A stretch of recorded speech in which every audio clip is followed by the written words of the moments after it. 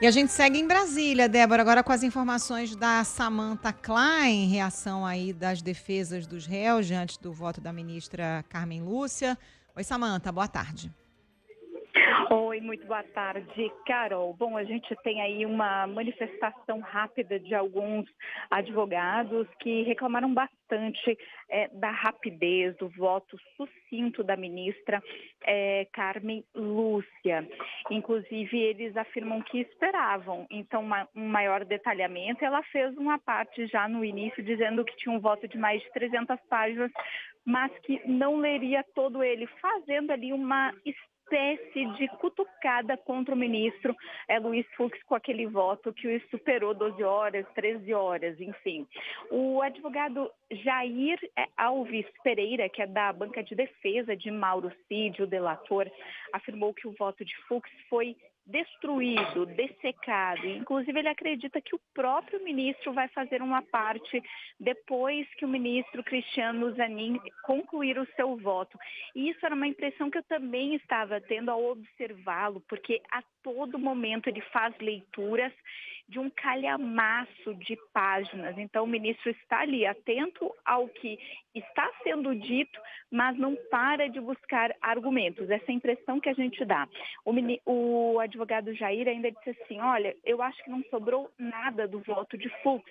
Eles, falando ali a ministra Carmen Lúcia, Zanin, Dino fez uma parte, também Alexandre de Moraes, elegantemente acabaram com o voto. Vários pontos do voto de Fux foram contestados por Carmen Lúcia, mas também por Moraes, que pediu espaço para falar, pontos como a argumentação a respeito de bravatas, que bravatas não poderiam ser condenadas, e urnas eletrônicas aí que não poderiam ser contestadas, foram aí pontos discutidos no voto de Carmen Lúcia. Um dos advogados, ele preferiu que não revelasse o nome dele agora, mas é advogado de um general, ele disse o seguinte, o único ministro que estudou e avaliou as preliminares foi Fux.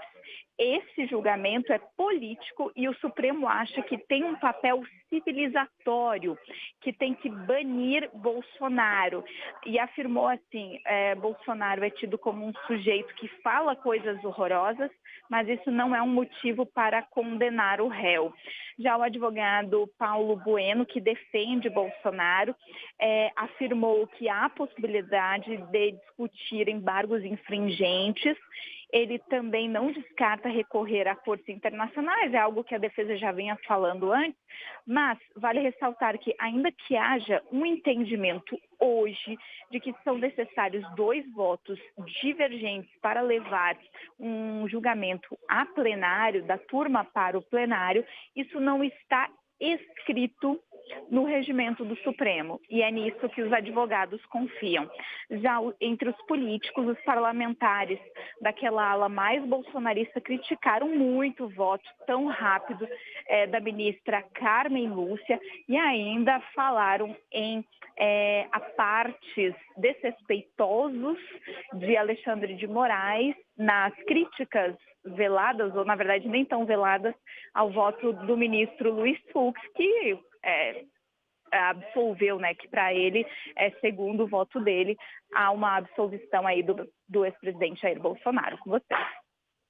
Obrigada, Samantha. E logo depois que se formou maioria, né, pela condenação do ex-presidente Jair Bolsonaro, Débora, o advogado dele e aliados deixaram o plenário do colegiado, né? O criminalista Paulo Bueno saiu sem falar com a imprensa. Antes ele tinha dito isso que a Samantha nos relatou. Comentou aí o voto do ministro Luiz Fux, disse que ele abre caminhos, inclusive, para entrar com recursos em cortes internacionais por violação aos direitos humanos. É uma possibilidade.